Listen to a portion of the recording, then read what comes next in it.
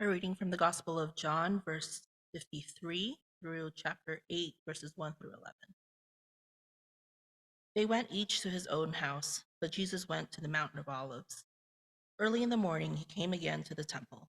All the people came to him, and he sat down and taught them. The scribes and the Pharisees brought a woman who had been caught in adultery, and placing her in the midst, they said to him, "Teacher, this woman has been caught in the act of adultery. Now, in the law, Moses commanded us to stone such women. So what do you say?" This they said to test him, that they might have some charge to bring against him. Jesus bent down and wrote with his finger on the ground. And as they continued to ask him, he stood up and said to them, "Let him who is without sin among you be the first to throw a stone at her." And once more he bent down and wrote on the ground. But when they heard it, they went away one by one, beginning with the older ones. And Jesus was left alone with the woman standing before him. Jesus stood up and said to her, "Woman, where are they? Has no one condemned you?" She said, "No one, Lord." And Jesus said, Neither do I condemn you. Go, and from now on sin no more." The word of God. One of the challenges we need to deal with today is that we have so much personalized data about each of us as individuals. The web collects things every time we make a search or make a purchase, but even those who carry a smartphone, there's just so many facts about you that are being recorded, and there's a lot of advantages to that, a lot of great things. But there's a number of negative byproducts, and one of them, a quirk of how many of us are wired, is that things that in previous generations where there was a blissful ignorance that you just didn't know about, now you have information on to give you feedback about things that don't really matter but may affect you. So, for example, the magic number for how many steps you should take has been revealed. It's 10,000. And so you feel inspired. Actually, I want to be a relatively healthy person, don't need to be a super athlete. And then you have a day where you feel like you're going above and beyond. You're walking far more than ever, and you're feeling good and thinking, I probably walked 15, 16,000 steps, and I'm feeling good about it. And then you check your phone and you walked 7,000. Not a big deal. Now you know the fact that, but what you thought was above and beyond communicates to you actually you still didn't meet the standard, not good enough. And you read about the impact of spending too much time on digital media, and you sort of do the math and figure if you check your phone every 5 minutes of every hour, and then you have a significant time, maybe you're using the phone like an hour and a half a day. That's kind of a lot. So then you want to make some habits to change that, and then you check your phone and you find out that you average 6 hours a day. Had no idea. And so there's something there that's wonderful. Now you have a standard. Now you actually can make changes, but it's another communication to you that says you're not good enough. Well, who cares on the standard of how many steps you take or how much you use your phone? Focus on the major things. But now we can't just focus on the major things. Could I just be good at my job? Could I be good at this? But now everything is communicating in some way you're not good in a lot of places.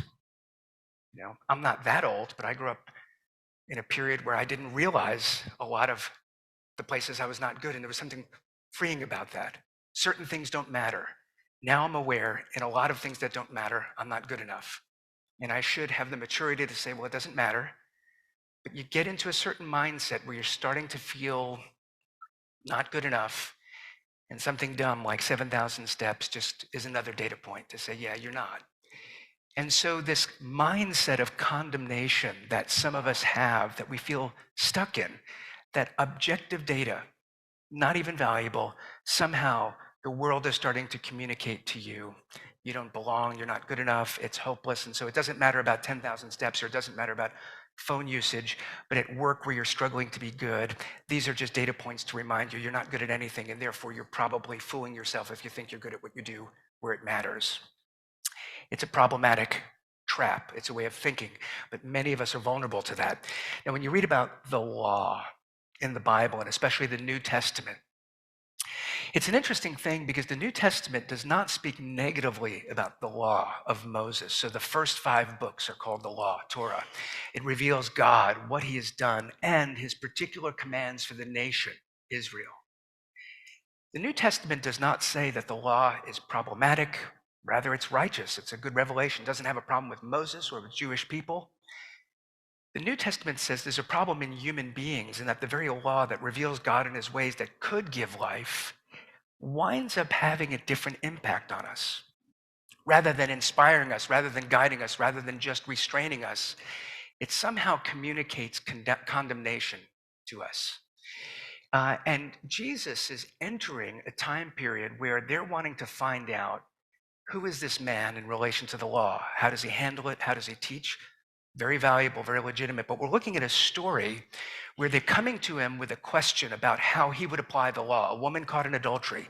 Here's what Moses says. What do you think? Well, what's happening that seems simple. A person did something in violation of the clear measure of the law, which has a clear consequence. It seems like a simple question, but the situation is very complex. And the complexity is highly problematic.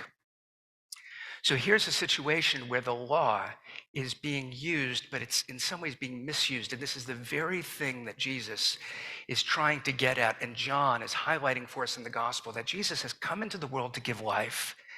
But we are so stuck that we can't see it, we can't recognize it, and we're ready to mishandle everything. The problem is not God, the problem is not God's ways. There's something in every human being that's oriented wrong, and then we create the cultures and the societies so that God doesn't make sense, his ways don't make sense, and we wind up having a problem with Jesus rather than seeing the goodness of the good news. So, because the question he asks to this woman in verse 10 is, has no one condemned you? I want that theme of condemnation to be what I'm highlighting today to talk about, because one of the things Jesus is doing is he's exposing this culture of condemnation that we're all stuck in, and he's inviting us out of it. So the good news is really good news if we're able to see it. And we're not always able to see it, but let's take a look this morning. Now, as a quick side note, if you read this passage in your Bible, there's often a note that says the earliest manuscripts don't have this story in it. So it's quite actually a challenge of trying to understand, was this story original? It doesn't feel like it was written by John. How did it wind up in John's gospel? I would love to take 10 minutes to spell that out, but I just don't feel that I have that time. So if that's a hard question for you, find me after the service or email me. I'm happy to talk that through with you. But the story certainly seems consistent with everything we know of Jesus. It sounds like a real event. It winds up in our Bible. And if for any reason there's any question in your mind of whether or not this was inspired by the Holy Spirit, if you interpret it in its context of the Bible, you'll find that consistent with whatever else is happening in the rest of the Bible, we could still draw consistent, true things from it. And so I believe that God has given us this passage that Jesus did this, but that question is complicated enough that if you want to hear more of what I think about it, feel free to find me or meet with me afterwards. But I want to focus on what we're seeing in the passage. And if I could be honest, I'm really preaching to you a sermon from Romans today in terms of the architecture in the back of my mind. But this passage is a wonderful illustration. So let's go through this passage. And I'm beginning with what I'm calling the cycle of condemnation. That's just the first starting place. One of the ways to recognize human beings have a problem is precisely this cycle that once something negative is introduced, once condemnation, once the voice, wherever it comes from, says you're not good enough, it's actually easier to spiral downward than to get out of that. And it's kind of like the cycle of revenge that you see as classic themes in literature. Once you've harmed someone, it's hard not to keep going back and harming each other because it feels unjust not to do it. But then the result is more and more damage, more and more damage. In the name of justice, we get stuck. And so there are ways to make things right. There are things that we need to do anytime there's harm and there's injustice. So we don't just accept it.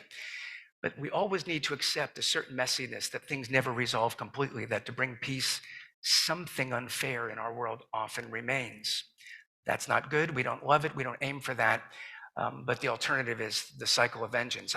There's a similar dynamic as soon as the voice, you're not good enough. As soon as the mindset of condemnation starts to be how you're reasoning, it's hard to get out of it. It feels unfair. It feels untrue. It feels unjust. It feels like the most true reality is along the lines of, I'm not good enough, or you're not good enough, or somebody's not good enough. We get caught up in this critical mindset and spirit that is nearly impossible to escape. Now, I'm highlighting that because that, I think, is part of the dynamics of what's happening here. In that cycle, that I'm describing it as a cycle, which is you experience condemning feelings or failure or some critical voice. And what happens is those feelings then affect how you start to interpret everything. You start to see the world differently, as though it's communicating to you problematic things, and then you start to behave differently out of that hurt. Either you are not forthright and honest, or you have the desire that others would share in your pain, and you spread that. And there's this downward spiral. The interesting thing is Jesus is coming to his people at a time where they seem stuck. And one of the examples is that in this scenario that on the surface level seems a good scenario, hey, Jesus, you claim to be sent by the Father, sent by God. Well, we want to know, are you consistent with the scriptures, with the law? That would be fair. So Jesus, here, we're coming with questions about the law and how you apply it. That would be totally appropriate. But our narrator indicates that's not actually what's going on. So I'm going to read verses 3-6. The scribes and the Pharisees brought a woman who had been caught in adultery, and placing her in the midst, they said to him, Jesus, Teacher, this woman has been caught in the act of adultery. Now, in the law, Moses commanded us to stone such a woman. So what do you say? This they said to test him, that they might have some charge to bring against him. So that's the thing. It's one thing about testing. If we want to really understand if this guy is right, that's fine. Their testing is not to discern the truth, but to expose him with their presupposition. They've already decided, we don't like him. We are against him. So when they come with the question, it's not to try to discern, they're trying to trap him. So when it says that they're testing him, it's so that they would have a charge to bring against him.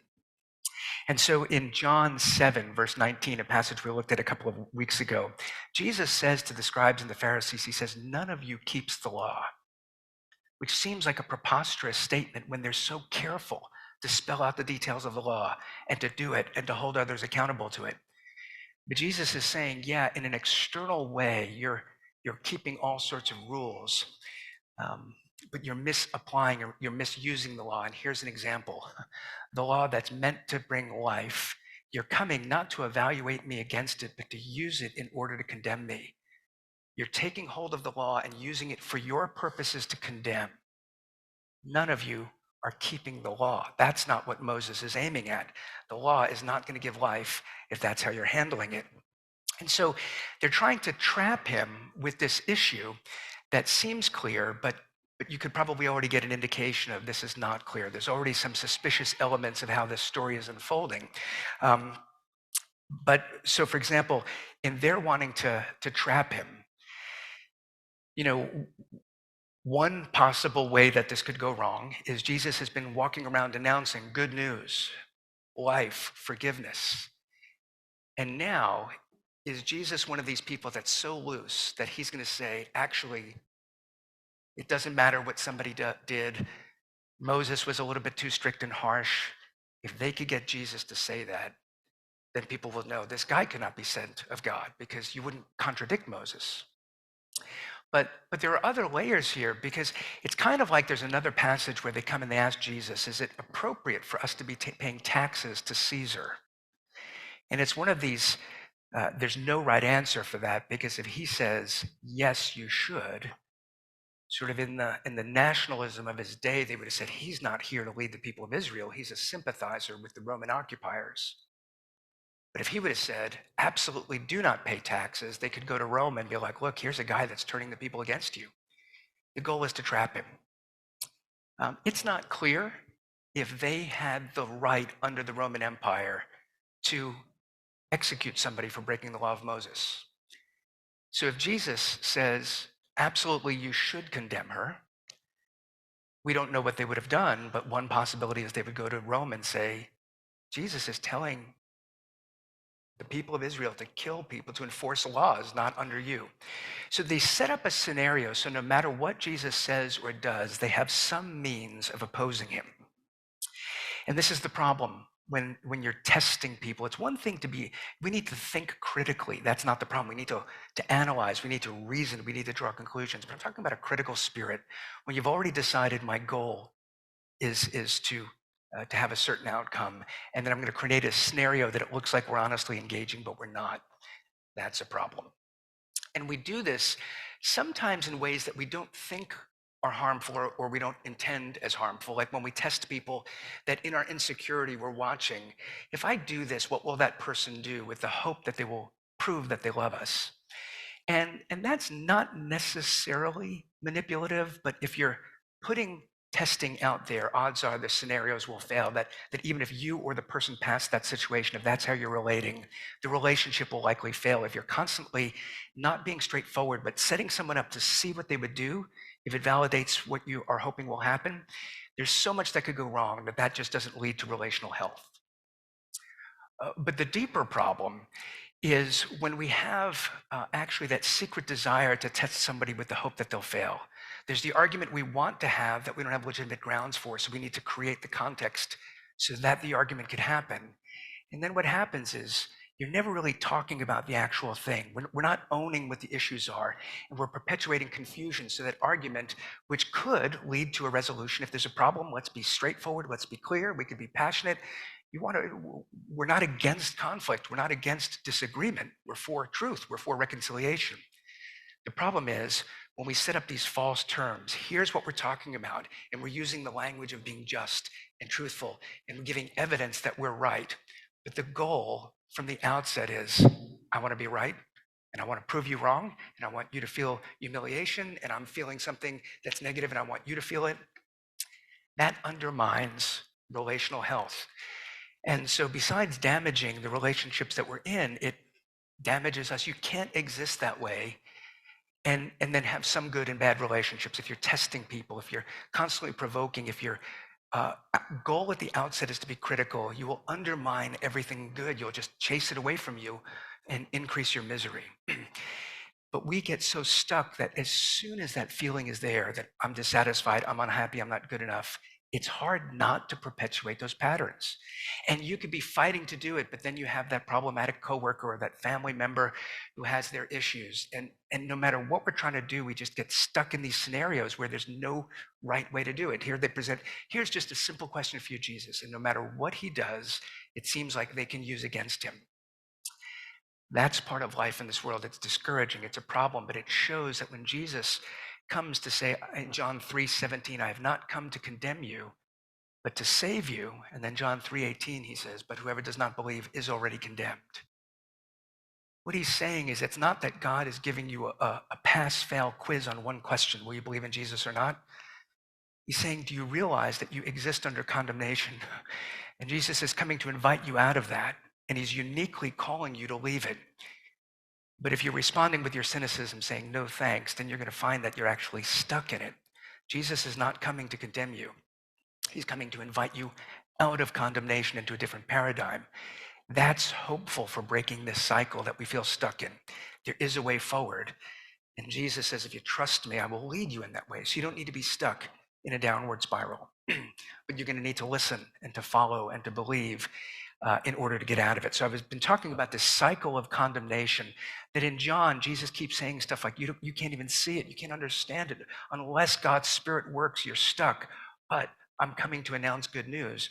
What I want to talk about next is the second thing, exposing condemnation. So first, the cycle of condemnation. But now this scenario is exposing. So I'm saying exposing condemnation. They're trying to set up Jesus. They're not trying to expose Jesus. They're trying to trap him. But somehow the way Jesus responds in the situation exposes a little bit more of what's going on so that the truth of what's happening can be seen. So in verse 7, he says, let him who is without sin among you be the first to throw a stone at her. So he's asking Jesus to function as sort of, the jury to make a decision. And now Jesus is talking about, okay, if I make the decision, who of you is worthy to follow this out? He's sort of spells out a couple of things. Now, first of all, it's interesting when he says, let the one who is without sin be the first to throw a stone. One thing that's unique about Jesus. So Jesus is a human being in ways that we're human beings. Jesus is subject to illness and disease and temptation as we are. The Bible makes a unique claim about him that he is without sin. So it's interesting. Jesus, by his own standard, let the one who is without sin be the first to throw the stone. Theologically, we could say he's establishing himself as the one who has the right to condemn. That's not his purpose in saying that. When he says, let the one who is the first to, let the one who is without sin be the first to throw the stone. One thing that he's not saying is, unless you're perfect, you cannot make judgments. I mean, how would we have a justice system in our world if the jury needed to be people who never did anything illegal in their lives? There'd be nobody qualified. And so imperfect people still need to make judgments. Our world is imperfect and we still need to fight for justice. Jesus is not saying you can never make a decision or you can't enforce laws. What he's doing is deeper. And what he's doing is exposing what's really happening. When Jesus says, I have not come to condemn you, he's saying, if you want to talk about the law, let's just allow the standard of the law to be what's happening here. And it's not that I condemn you, but you are condemning yourselves by the way you're coming into this scenario, trying to misuse the law for your corrupt agenda. So the kinds of things a contemporary reader would look at, which is the law of Moses does not say women cannot commit adultery, but that nobody could commit adultery, raises the question, in what way did they catch her? If they caught her in the act, why is there a woman and not a man there? That doesn't look like it's the justice that Moses commanded. Also, it's interesting, and they're dragging this woman there at this point. Why is this woman being used as an object towards some other end? She's not a human being that we're looking for justice for, but she's something that's being used to trap Jesus. The disrespect there. The law required 2 witnesses. They haven't come and made a case to say, here are people that saw it. They're asking Jesus for quick decision without following the very principles of the law of Moses. What Jesus is doing when he's saying, let the one who is without sin be the first to throw the stone. He's saying, if we're really concerned about faithfulness to the law and uprightness, well, let's keep the law of Moses. Why don't we apply it to this scenario? And Jesus is saying, I'm not condemning you. Let's rightly interpret the law. And then what do we do next? And by holding them to their own standards, they seem to have gotten that they were now stuck. They came to trap Jesus. And the point is not what a genius Jesus is. Look at him. Nobody could trick him. If we're only more like Jesus, we could get out all of the scenarios. The point is, Jesus is the one person here without sin. And so the things that would trap us, our fear, our desire for control, our concern about how we would be perceived, Jesus is not subject to those things in the way that we are. And so he's able to stick with the consistency of the law in all of its fullness. And therefore, it's not that he did the one thing that you need to learn his model so you could do it elsewhere, but he is just not going to get pulled in. But he's going to keep the standard and then find who is condemned by it. So in verse 9, it says, when they heard it, they went away one by one, beginning with the older ones. And Jesus was left alone with the woman standing before him. So who should be the first to throw the stone? Wouldn't it be the elders, the respectable, the righteous, those with life experience? Why don't you be the first to throw the stone? And something happened where those who had the responsibility for holding the law were the first not to throw the stone, but the first to leave. And they no doubt would have left a bit embarrassed, a bit discouraged. And we sort of love those stories. I remember watching a video some years ago of an elderly woman that was crossing a street at a stop sign. And this young guy driving too fast pulls up and stops right before her in a convertible. So the video was able to catch this quite well. And as the woman was passing the front of the car, he honked the horn really loud. You can imagine how terrifying that would be. And the woman got annoyed. She had this pocketbook, and she just hit the grill of the car with it. And this car looked like one of these like super fancy cars that probably, the car that I drive, I could run into a pole and it will not let the airbag out. But she hit the grill with her pocketbook, and the airbag just smashed the guy in the face. That kind of video goes viral because we hate, like, why does this guy need to be like that?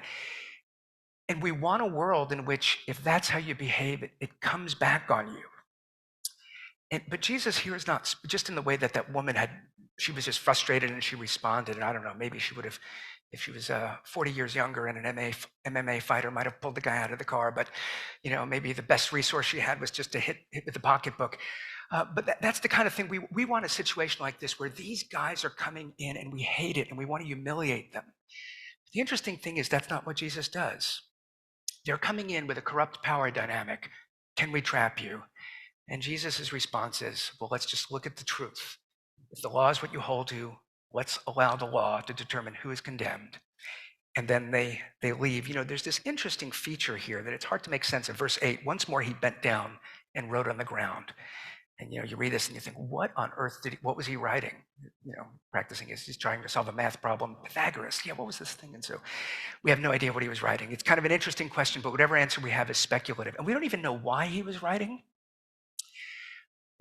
But if you think about the effects of his kneeling down and writing, imagine if these people came in to trap you and you saw what they were doing. They're there using everything they can to humiliate you, and they're doing it corruptly in unfair ways. Everything is problematic.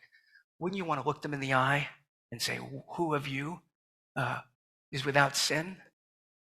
Now get out of here.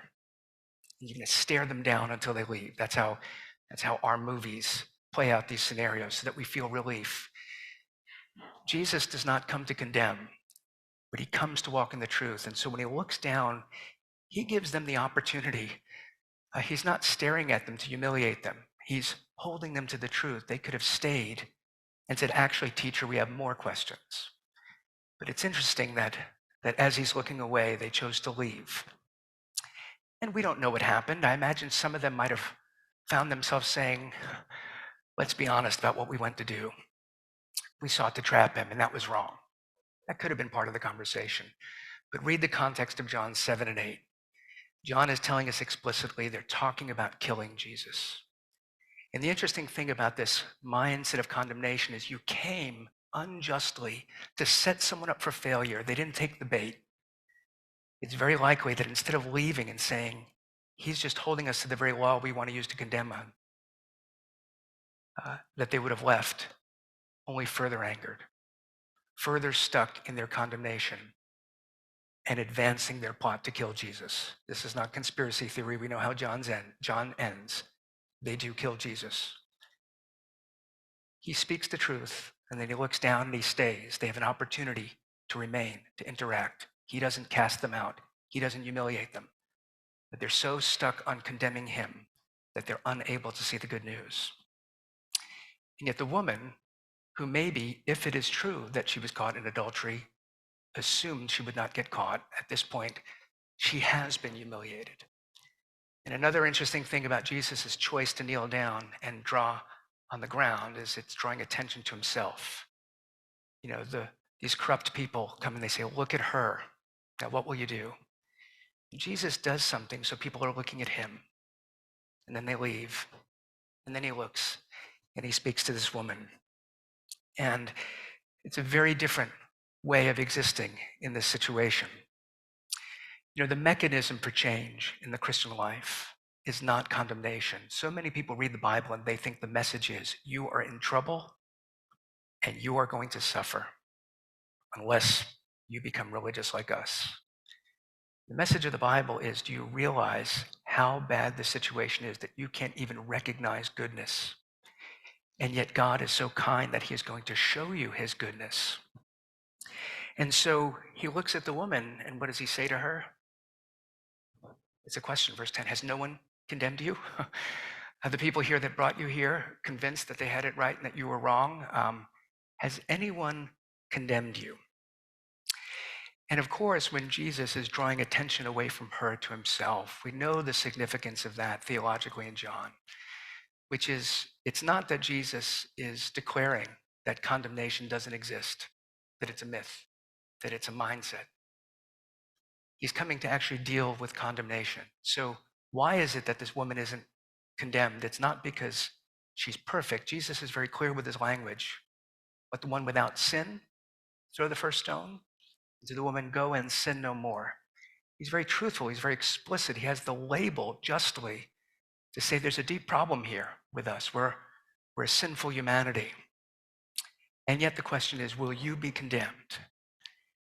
And the answer we know is he is drawing attention away from her to himself because they do not have the right to throw stones against her. They certainly don't have the right to throw stones against him, but they will. And what Jesus is saying is, I have not come to condemn you, but I have come and they are going to condemn me. And my condemnation is on your behalf so that you can be free of condemnation. The mechanism of the Bible is not that condemnation is not a reality, not that there's no justice, not that wrongdoing doesn't need to be made right.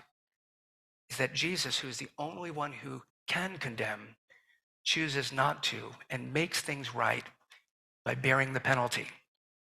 He doesn't just say, let's call a truce, but he brings an end. He allows the last strike, the last violence, the last hostility, the last insult to be thrown. And he bears it. And then he says, enough. So now can we begin with grace? Can we live a different life? And some of us will allow our cynicism to say, I don't want it. I don't want to be free of my anger. I want to continue to blame God. I want to continue to reject. We're not seeing that he's saying, I will bear the condemnation, the very thing that's poisoning your soul. You don't need more willpower. You don't need more self-help. I will take it from you. Jesus is without sin. He doesn't throw the stone, but he says, is there no one to condemn you? And what he's implying is, I'm the only one who would condemn you, and I won't. So then stay with me and learn the way of grace. Gain a new mindset. It's the way that Jesus pulls us out of the cycle of condemnation, that he bears our condemnation, and then he invites us into his life. That's the mechanism of the Christian life. So here's the third thing I want to talk about, being free of condemnation. So there's a cycle of condemnation. There's exposing condemnation, which Jesus is showing, again, the nature of the problem. But he's inviting us to be free of condemnation. So that verse 11, when he says, neither do I condemn you, go and from now on sin no more. That's not the logic of our world.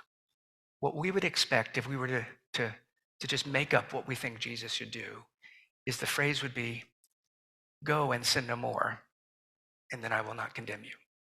That's how many of us live, even the Christian life. Jesus says, I do not condemn you. Now go and sin no more. He's offering us a way out. He's not calling us to perfection. Now that I did this, you better not make a mistake. He's saying, I'm pulling you out of the very cycle that's keeping you in the pattern of sin. The commandments are not so inspiring that you're keeping them. But there's that heart that will use even the good, faithful commandments of God in twisted ways. What you need is grace. I don't condemn you. And if you receive that by faith, then you're called to a life where you're now not functioning under sin. And it's not that sin is no longer a big deal because it's forgiven. It's sin is exposed for what it is. It is a big deal.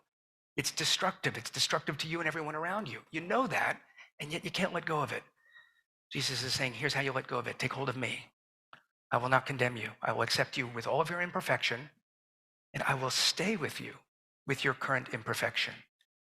But stay with me so that you're out of this condemnation. The issue is not whether or not you're good enough. The issue is, what have I done? And are you going to trust me to follow me? And that's how we start to live from the inside out, very different lives. I watched an interview recently. It struck me, it was a guy that, my guess is he was in his 30s. He had a really difficult past. So he had a hard family life. He described a very harsh father who he hated. And he talked about in his early teenage years getting in such trouble that he needed to be sent away to kind of a reformed institution, sort of like a residential, middle school and high school. And when he was free from that, he went through some of what he did. So he was part of gang culture. The guy was heavily tattooed. Not minor things, not harassing people, not, shoplifting. Seriously problematic things. He gets caught. He goes to prison. So he gets out of prison, what I'm thinking was in his early 30s. Maintains his relationship with his mother, no relationship with his father, hasn't spoken to them, his mother and father. I don't remember if they were still together, but whatever the case is, his mother invites him to church. He didn't want to go. He went there. He did not like what was happening, but he wound up, staying. And over time, God opened his eyes, changed his heart. So he went to the pastor, and as he was talking with the pastor said to him, you need to go and you need to apologize to your father. At that point in the interview, me as a pastor, I'm thinking, would I ever have given that advice? I don't know. I still don't know that I would have. He said, you need to go and apologize to your father. And I found myself thinking, I've got a lot to learn, or that seems like bad pastoral advice. I don't know. I'm still trying to make sense of it. So the guy contacts his father, who's kind of resistant, like, what is it you want to talk about? And they sit down, and he says, Dad, I want to apologize to you. And his father says, for what? And he says, I know that it brought shame on the family, that I was doing illegal things, that I don't look like the son you'd want me to be, that I went to prison, all of these things. I know how hard it was for you as a father. And the reason that I would not give the pastoral advice is my fear is that the father then would say, it's about time. Now here's what you need to do next. But in God's provision, the father broke down in tears and said, it was never you. It was always me. I've been a terrible father. And then he went through for an hour and named all of his regrets. And that changed their relationship. So maybe it was good pastoral advice, maybe it wasn't. Half of what I do, God works despite it. That's the beauty of being within the Christian community. That moment God redeemed. That now, years later, there's reconciliation. There's still pain, there's still difficulty, but he loves his father. They have a renewed relationship because they didn't come to condemn each other. They came with humility, willing to own their own part of it. And that broke things down. It ended the cycle. And certainly, I'm sure there was a group of people praying for that meeting that I think probably had a lot to do with why that meeting went right. The Christian message is, if you're just always truthful and, or the Christian message is not, if you're always truthful and honest, everything in the world will go well. Just be willing to own things, be humble, trust that people will never take advantage of you. That's the effective way, is to always be willing to bear the cost. We live in a world that you will do that and people will take advantage of it, that some people will not be changed by grace and kindness.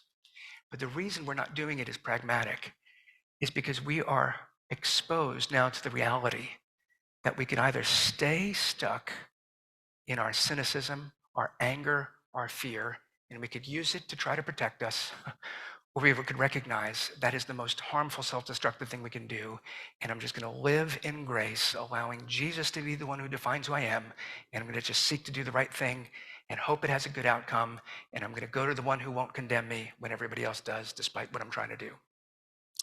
That dynamic allows you to go out into the world and to try to be the faithful one and to fail and to not know why you failed. Maybe it's because they're so corrupt, they're hard-hearted, or maybe you thought it was faithful, but you're still learning about yourself.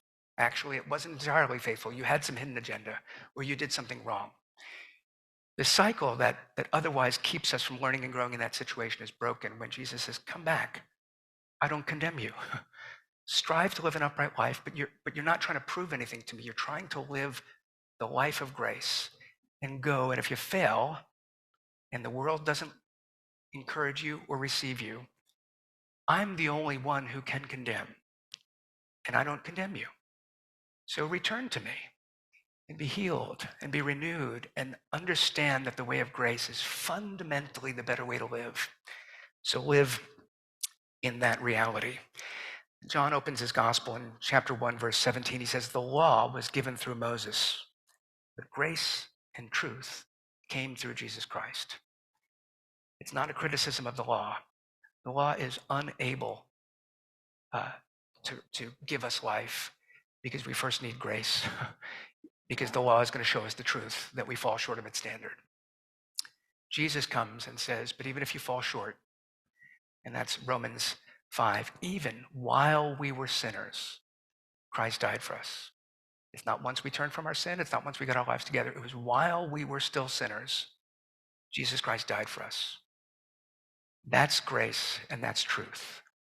And he says, then, if you come with me, you can live in a whole different paradigm, a whole different way. It's not that it's easy. It's not that it's perfect. You're going to need to learn this new paradigm, but allow these words to be what shapes your mind this week as you go back into this world. This is Jesus speaking a word for you.